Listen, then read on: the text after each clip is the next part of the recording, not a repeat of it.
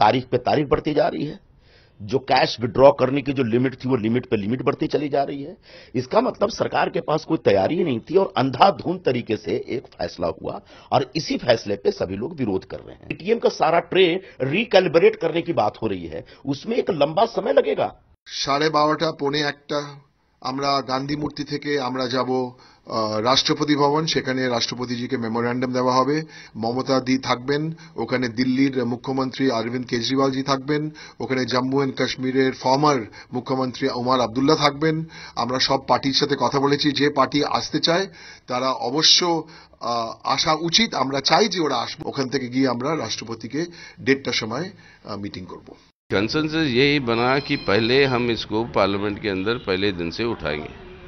सब पार्टियों ने ये नोटिस दिए हैं कि पार्लियामेंट का बिजनेस को स्थगित करके पहले इसके बारे में चर्चा करें, क्योंकि आतंक मचा हुआ है पूरे देश में। कुछ हफ्ते पहले विपक्षी दल लगातार पूछते थे कि काले धन पर कर क्या रहे हैं।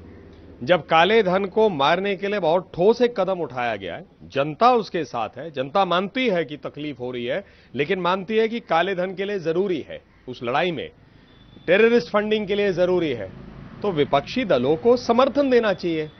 जनता के नाम पर राजनीति करना और जनता के हित में जो काम हो रहा है उसकी निंदा करना, मुझे तो ये लॉजिक समझ नहीं आता।